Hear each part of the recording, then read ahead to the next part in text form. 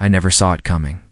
The calm before the storm, the perfect life I thought I had, was all an illusion. Looking back, maybe there were signs. But at the time, I was blind to it all. I'd always felt close to my brother. Alex. We grew up in the same house, sharing the same room until we were teenagers. He was the competitive one, the one who always had to be the best, but he was also my best friend.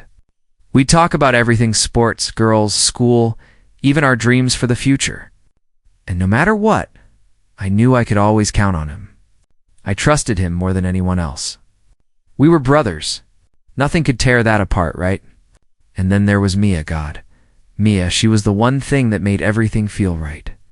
We'd been together for 3 years, and it felt like we were perfect for each other. She was beautiful, kind, and smart.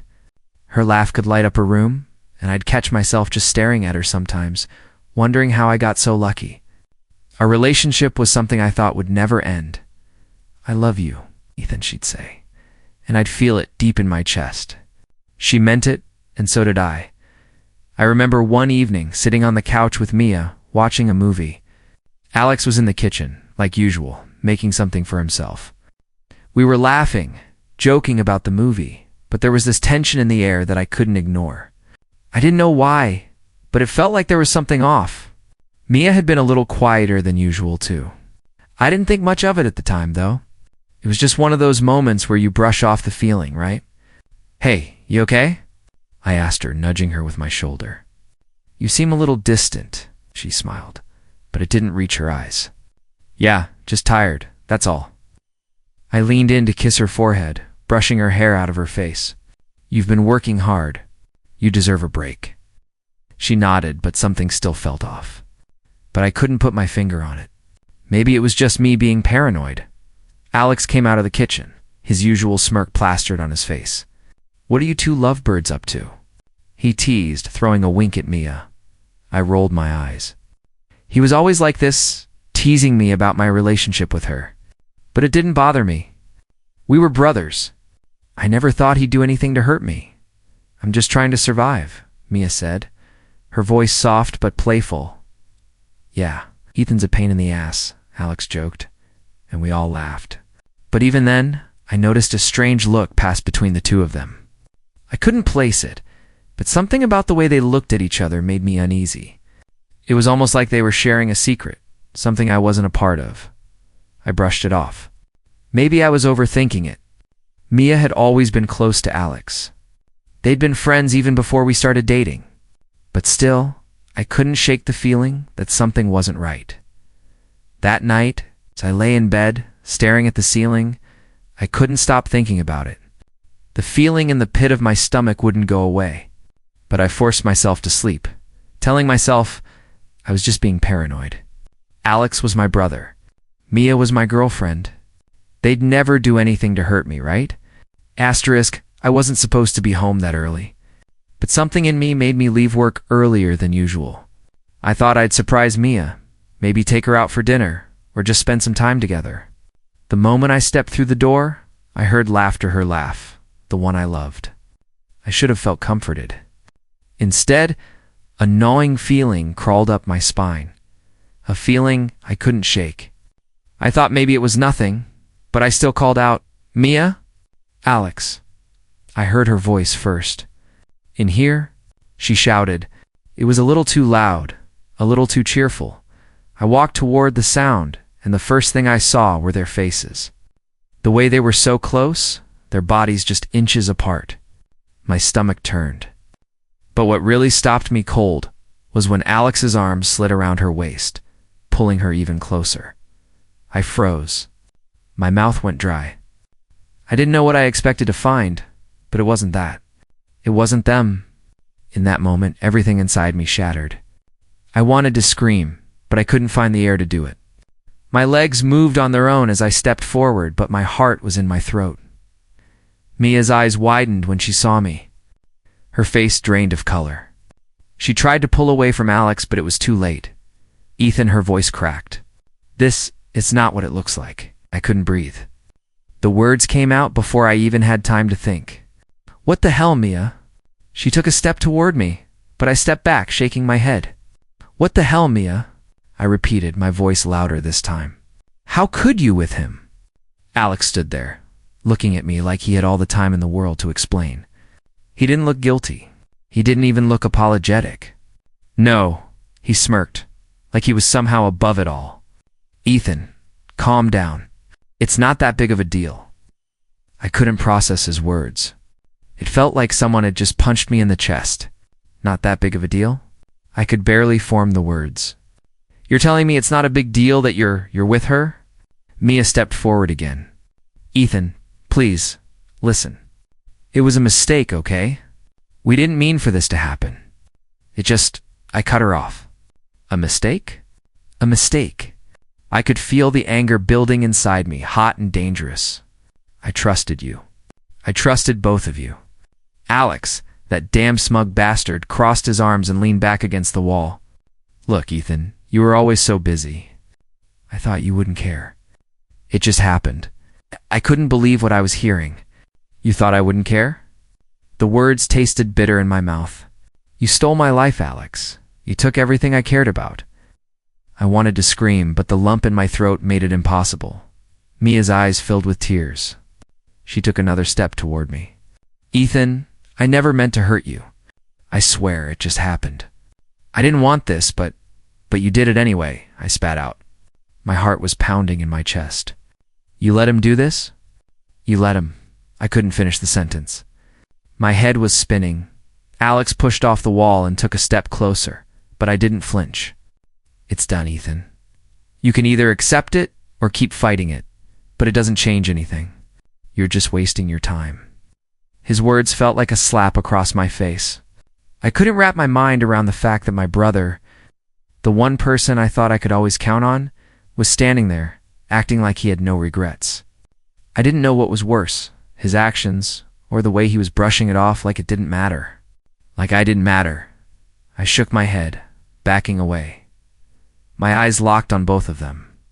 I can't, this isn't happening, I muttered. This isn't real. Mia reached out again, but this time I couldn't let her touch me. I stepped back farther, feeling a cold rage building in my chest. Ethan, please don't do this, she begged. You have to understand. Understand? I laughed bitterly. Understand that you destroyed everything? That you betrayed me? I didn't mean for it to happen, she cried. It wasn't supposed to be like this. I can't do this.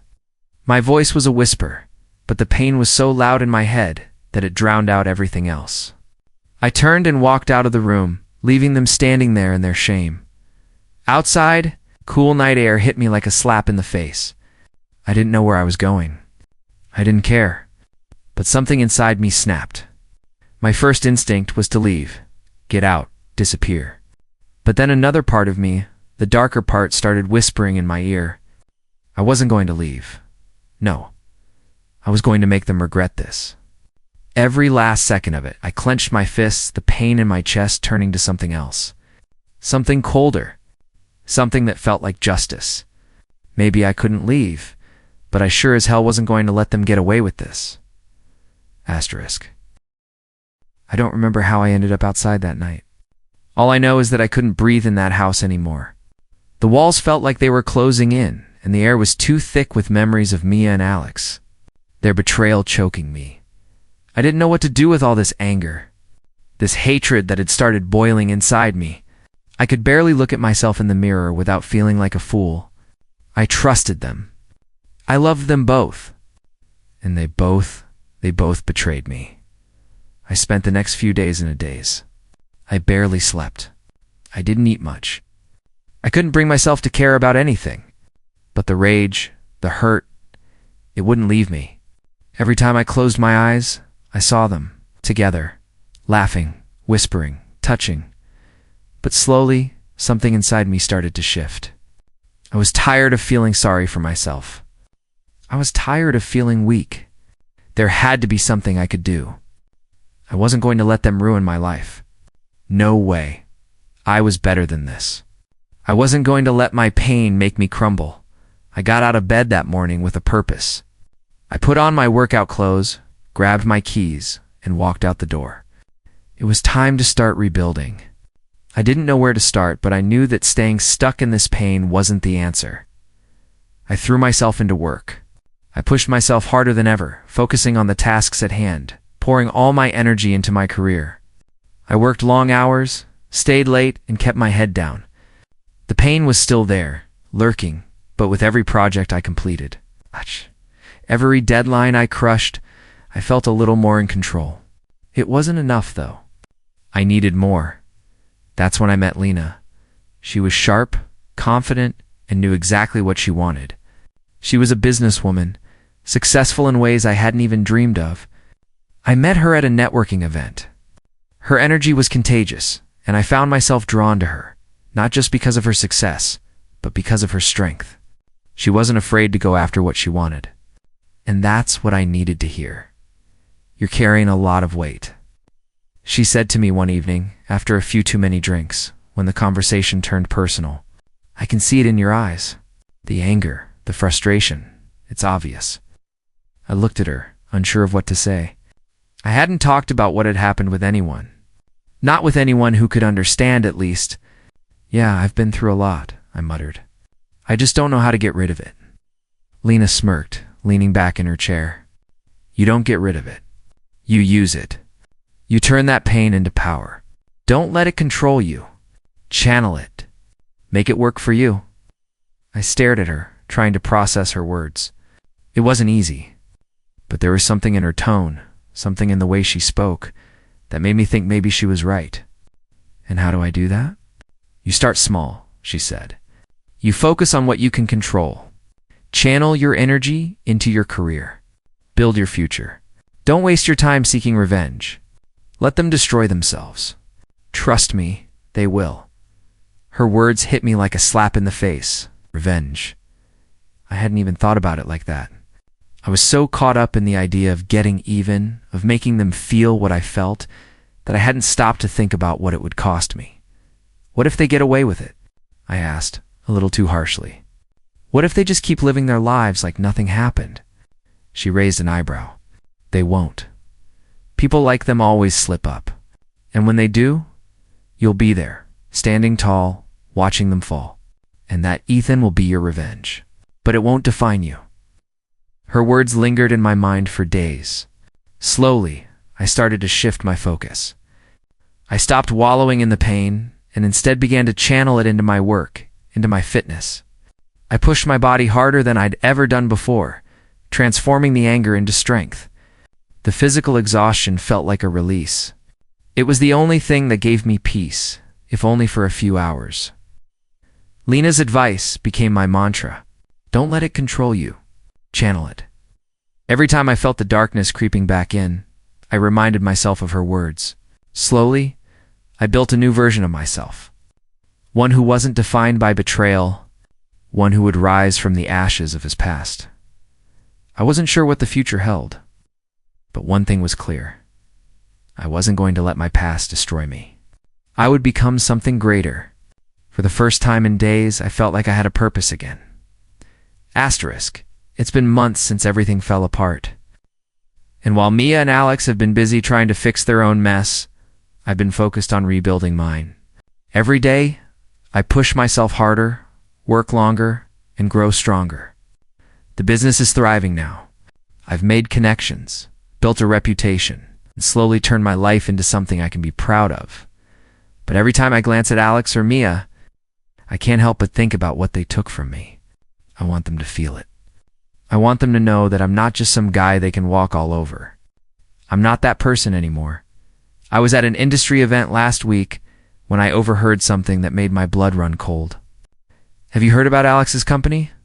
someone said, voice dripping with gossip. "He's in serious trouble. Could be bankruptcy-level trouble." I couldn't stop myself from smiling. My brother, the great Alex, the one who used to walk around like he owned the world, was crumbling. His empire, the one he'd always boasted about, was on the verge of collapse. It wasn't karma. It was just the consequences of his arrogance, of thinking he could manipulate everything and everyone around him. I sat in the corner of the room, pretending to be interested in a conversation with a colleague, but my mind was a million miles away. "This is it," I whispered to myself. It's finally happening. It felt good. Damn good. But it wasn't enough. I still wanted more. I needed more. A few days later, I ran into Alex at a coffee shop. He didn't see me at first, but I saw him, looking like he'd aged 5 years in the past few months. His usual cocky smile was gone, replaced by a furrowed brow. The confident, arrogant Alex I knew was slipping away. And in his place was a man who was starting to realize just how much he'd screwed up. I walked up to him, my heart pounding. The sight of him, the man who had taken everything from me, still sent a jolt of rage through my veins. But I was different now. I wasn't some victim anymore. I was in control. "Alex," I said coolly, leaning against the counter. He looked up, startled. His eyes darted around as if trying to hide something. "Ethan." "I didn't see you there," he said, the usual bravado in his voice, though it lacked its usual strength. I didn't respond right away. Instead, I watched him, feeling a sense of satisfaction that was almost painful. "How's the business going?" I asked casually, though I already knew the answer. Alex's smile faltered. It's fine," he said, his voice tight. "Just a few setbacks, nothing I can't handle." I raised an eyebrow. "Really? Because I heard you're struggling to pay your suppliers. And I heard your investors aren't happy with you either. You've been in talks with your bank, haven't you?" His face reddened, and for a second, could see the panic in his eyes before he quickly masked it with that arrogant facade of his. "It's nothing to worry about, Ethan. It's just a rough patch. Happens to everyone." I leaned in closer, my voice low. "You're a terrible liar, Alex, and I'm not the only one who's noticed." He clenched his jaw, clearly trying to keep his composure. But I could see the cracks in his armor. I could see the fear. "It was beautiful. You think you can just sit there and gloat?" He shot back, his voice shaky. "What? You think I'm going to beg you for help? You really think I need you now?" I stood up straight, my eyes never leaving his. "No, you're right. You don't need me. You've never needed anyone. But you've always needed control. And look at you now." The words hung in the air between us. His gaze shifted, and I saw it then, the doubt. The uncertainty. It was the moment I knew I'd won. Alex wasn't the same. He was crumbling, piece by piece, and I had front row seats to his downfall. For the first time, I realized something. I didn't need to take revenge. Life was already doing it for me. I walked away, but before I left, I heard him mutter under his breath, "You're not better than me, Ethan. Don't ever think you are." I didn't respond. I didn't need to. My actions spoke louder than anything I could say. That night, I lay in bed, the quiet satisfaction of my victory settling over me. Alex's arrogance, once so unshakable, was fading. Slowly, he was realizing that he couldn't just step over people and expect no consequences. I was proof of that. I was the consequence. I had the upper hand now. I knew what came next. I wasn't just going to watch Alex burn. I was going to make sure I was the one who lit the fire. It starts small. At first, it's nothing but subtle shifts, barely noticeable to anyone but me. A conversation here, a whisper there, just enough to make things go wrong for Alex. His company, the one he'd worked so hard to build, was already crumbling. But I wasn't content with just watching. I needed to be the one to tip him over the edge. I knew where to strike. I'd planted a few seeds, nothing major, just rumors, little details about his reliability as a businessman. I mentioned to a few of his investors that Alex had been careless with his finances. I knew they would find someone else to back, someone with a more solid reputation. It wasn't enough to break him, but it was enough to make him question everything he thought he knew. And that felt good. A few days later, I saw the cracks starting to show. Alex was still trying to act like the confident, arrogant person he once was. But I could see the tension in his face when he walked into a room. I knew what had happened. I had been the one to send the whispers out. "Ethan, I don't get it," he said to me one afternoon when we ran into each other at a business meeting. "People are starting to doubt me. You wouldn't know anything about that, would you?" I looked at him, my lips barely curving into a smile. "Me? Why would I? I'm just trying to mind my own business." He wasn't convinced. I could see the suspicion in his eyes, but he didn't push it. Not yet. He wasn't stupid. He knew something was off, but he didn't know who was behind it. And that was the most satisfying part. He couldn't touch me. Not anymore, but with every small victory, part of me started to feel something else. Guilt. It crept in when I least expected it. The first time I saw Alex at the bar, sitting alone, his shoulders slumped. His phone in his hand, trying to call someone, anyone, to help him fix the mess he was in. I felt it. It wasn't just the satisfaction I had expected. There was something else. I told myself it was deserved. He deserved to feel this. He deserved everything he was getting.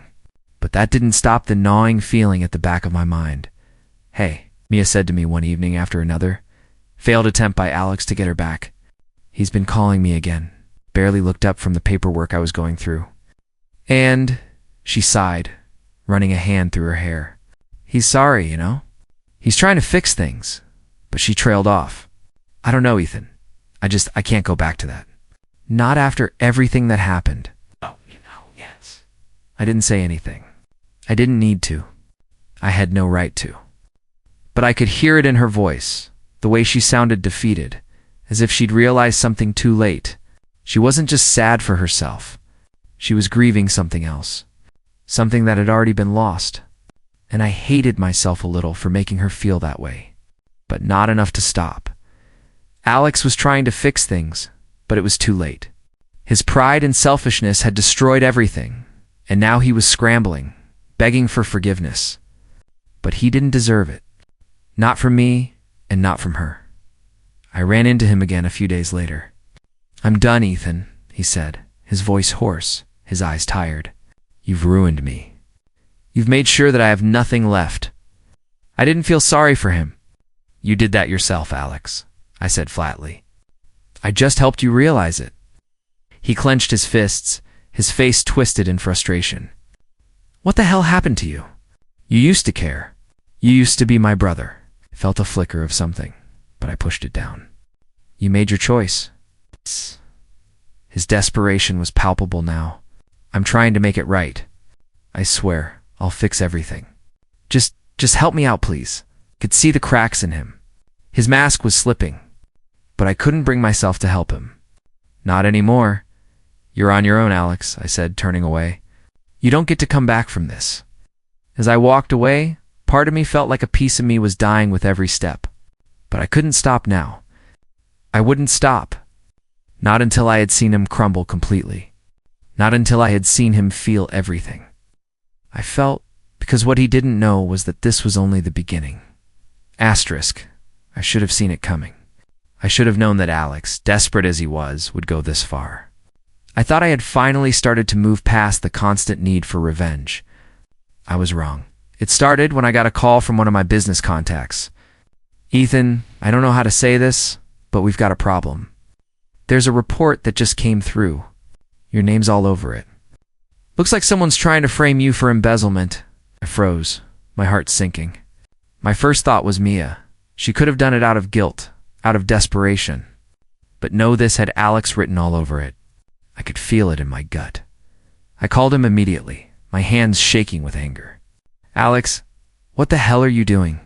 There was a moment of silence on the other end. Then, that familiar voice, dripping with arrogance and smugness. "What do you mean, Ethan? You don't think I would ever do something like that, do you?" I could hear the grin in his voice.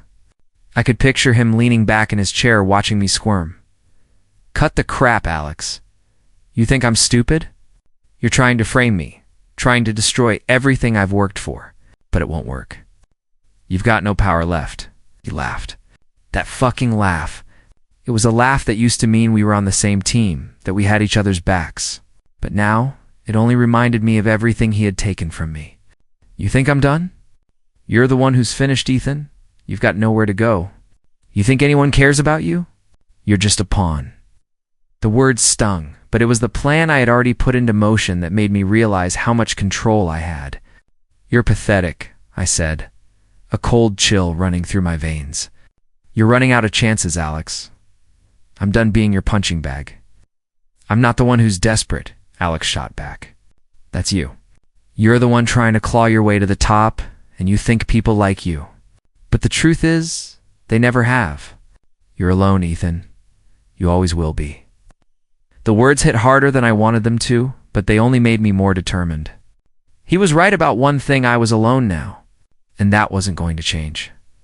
I spent the next few hours digging through my resources, calling in every favor I had, every connection I'd made. I needed to turn the tables, and I needed to do it now. I wasn't going to let Alex ruin me. Not this time. Not after everything. It wasn't just about saving my reputation anymore. It was about putting Alex in his place, making him understand what it felt like to have everything slip away. I used every piece of dirt I had on him, every mistake he'd made over the years, to tear down everything he had built. By the end of the day, I had seen to it that the allegations against me were completely debunked. But I wasn't done yet. I wanted him to suffer, to feel the weight of every mistake he'd made. I wanted him to see how little control he had left. And when I was done, I watched as his empire crumbled, piece by piece. I didn't feel the satisfaction I expected. Instead, there was an emptiness inside me, a hollow void. Was this enough? Had I really won? I wasn't sure anymore. All I could see was the broken man I had become. A few days later, I ran into him again. His face was pale, his eyes sunken. He looked nothing like the confident, arrogant man he once was. "Ethan, please, he started. But I cut him off. "You did this, Alex. This is all on you. You thought you could destroy me, but look at you. You're the one on your knees now." He looked at me, defeated, and for the first time in a long time, I saw the man who had once been my brother. But it didn't matter anymore. The man I was now didn't need him. The man I had become was colder, harder. He didn't need anyone. "I'm not sorry," I said. The words felt foreign coming out of my mouth, but they were the truth. Not anymore. Alex swallowed hard, his pride completely gone. You should have never what? I snapped. You should have never betrayed me? You should have never stolen everything from me? I'm done with you, Alex. You're nothing but a memory now. I turned and walked away, the weight of the finality in my step. I had done it. I had broken him completely. But in that moment, I realized something. What I had done had cost me more than I had ever expected. I wasn't the same man anymore, and I wasn't sure if I liked who I had become. I watched as Alex's world crumbled around him. The once great empire he'd built was nothing but dust now. His business was collapsing, his reputation destroyed, and to top it off, Miomia had finally left him for good. It should have felt like victory. I should have been celebrating, basking in the glory of my revenge. But all I could feel was nothing. The emptiness inside me was deeper than I expected. Sure, I'd broken him, but at what cost? I saw him a few days ago, sitting alone at a bar, his face drawn, the man I once called my brother almost unrecognizable. He'd tried to salvage what was left of his life, but it was too late. Nothing would fix the mess he'd created. When he saw me, his eyes flashed with something I hadn't expected: guilt. Real, raw guilt. "Ethan," his voice was shaky, almost pleading. I don't know what to say. I messed up. I know I did. Didn't answer right away. I couldn't. He sounded like a broken man now, but I wasn't interested in sympathy. I wasn't interested in excuses. "You should have thought of that before," I said flatly, leaning against the counter. "Before you took everything from me. Before you betrayed me." "I never meant for it to go this far," he continued, his voice cracking. "I was stupid. I thought I could fix everything, but I couldn't. I never should have done that to you. I'm sorry." His apology felt hollow, empty. I didn't care about his regret. Not anymore. It's too late for apologies, Alex. I could see it in his eyes. He was trying to hold himself together, but the weight of his actions was too much for him now. He had no one left. Not Mia, not his business, and certainly not me. "You don't get it," he muttered, looking down at his drink. "I ruined everything.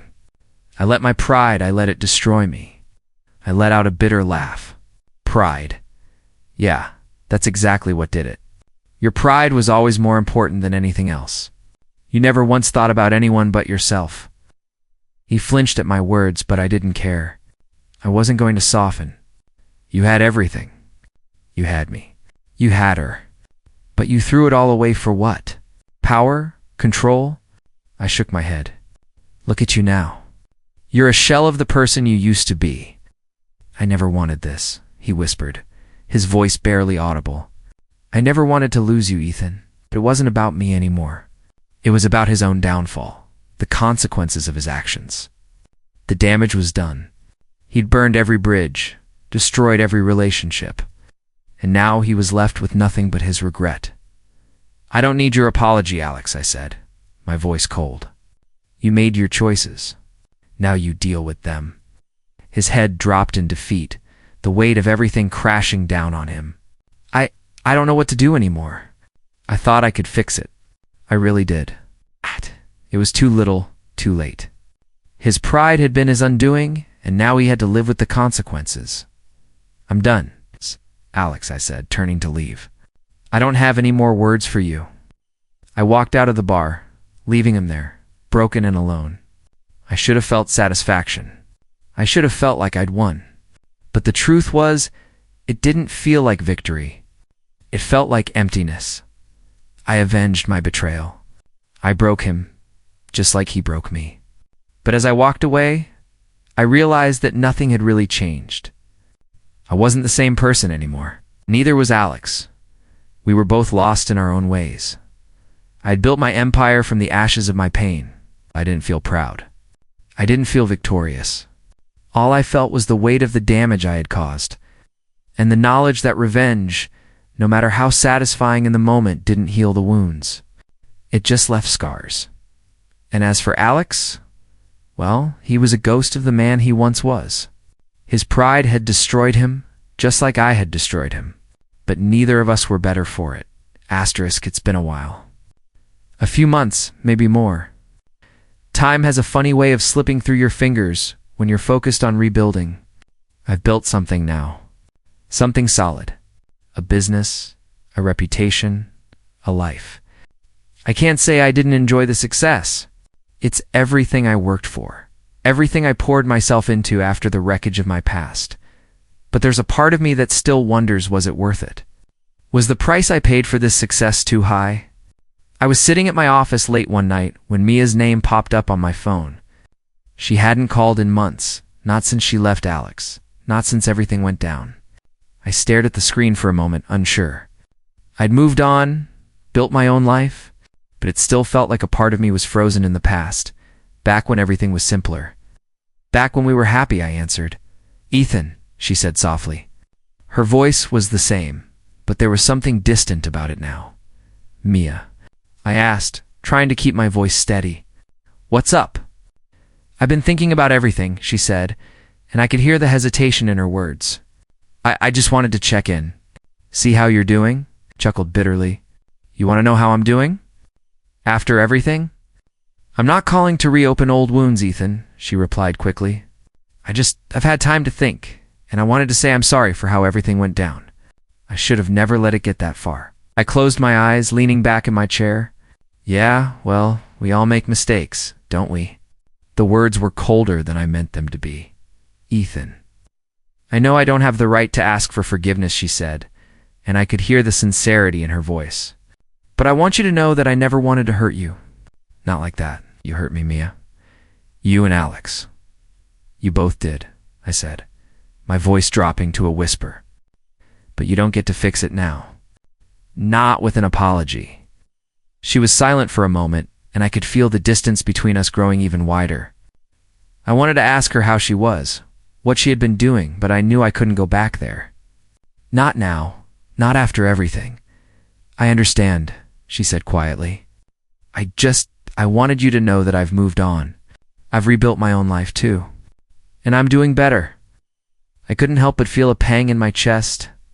Part of me wanted to ask if she was happy, if she ever thought about us. But I didn't. I couldn't. I had my own life now. My own path. "Good," I said, forcing the words out. "I'm glad to hear that." The conversation stalled, the silence stretching between us like an endless gap. Finally, she spoke again. Ethan, I just want you to know that I'll always care about you, but we can't go back. Not after everything. I think we've both changed. I didn't know how to respond. I wanted to tell her that I cared, that I still missed the old days. But I couldn't because I wasn't the person I was back then. I had changed too, and the person I had become didn't need her anymore. Yeah, I said softly. We've both changed. She sighed, a sound full of regret. Goodbye, Ethan. Goodbye, Mia. Ended the call, my hand shaking just slightly. The weight of everything that had happened settled over me again, but this time, it didn't crush me. It didn't break me. It just reminded me of how far I'd come. I'd lost so much, but in the process, I'd become someone else, someone stronger. I had a legacy now, built from the ashes of my pain. A legacy that didn't depend on anyone but me. I stood up from my desk, walking over to the window. I could see the city lights below, shining brightly against the night. I had made it. I had survived. I didn't need anyone else anymore. I didn't need Mia, and I certainly didn't need Alex. As the night stretched on, I realized something else. I hadn't just rebuilt my business. I had rebuilt myself. The man I had been, the man who trusted blindly, the man who loved so icily was gone. He had been replaced by someone who could stand on his own, someone who would never let anyone tear him down again. I had built my legacy, and for the first time, I felt like I could finally stand tall, alone. I'm standing on the balcony of my new apartment, watching the city stretch out beneath me. It's strange how quiet it is. Everything's changed, but somehow the world keeps moving, keeps going as if nothing ever happened. As if I didn't lose everything once. I take a deep breath, letting the cool air fill my lungs. I don't feel the weight of the past the way I used to. It's still there, lingering in the back of my mind, but it doesn't control me anymore. The ghosts of Alex and Mia, they're fading, becoming nothing more than a distant memory. I think about the path that led me here. The anger, the betrayal, the revenge, it consumed me for so long. But now, looking at everything I've built, I realize I don't need to carry that burden anymore. I've moved past it. I've moved past them. I pull my phone out of my pocket and scroll through some messages. Seeing the usual business updates and contacts reaching out, but there's nothing from Mia. Nothing from Alex. And for the first time in a long time, don't feel the urge to reach out to either of them. It's over. I've let go. A knock at the door pulls me back to reality, and I open it to find Lena standing there, smiling. She's been a steady presence in my life these past few months, someone who's helped me focus on what's ahead. Big day, huh? She says, her voice warm, casual. I smile, even though I feel the nerves creeping in. Yeah, I guess it is. You look like you're ready to take on the world, she says, stepping inside. And you should be. You've come a long way, Ethan. I have, haven't I? I say more to myself than to her. I don't even recognize the person I was when all this started.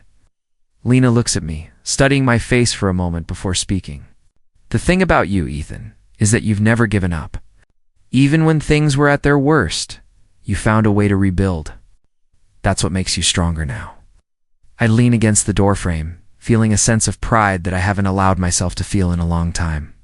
I don't know if I've completely healed Lena. I don't know if I ever will. But I'm done being defined by my past.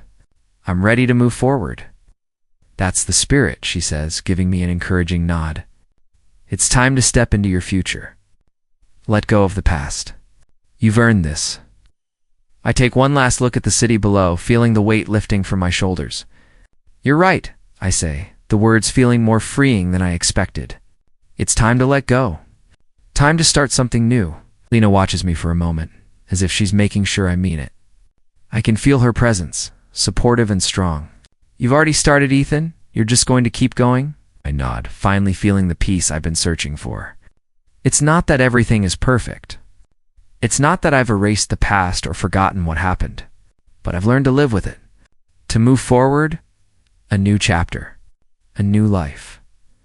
I think I'm ready, I say, more to myself than anyone else. You are, Lena says with a smile. And whatever comes next, you've got this. And for the first time in a long time, I believe her. I turn my back on the past, the betrayal, and the hurt. I know there's a long road ahead, but I'm no longer the man who is broken by the weight of his past. I'm the man who rebuilt himself. I'm the man who can finally walk forward. It's my time. And this time I'm not looking back.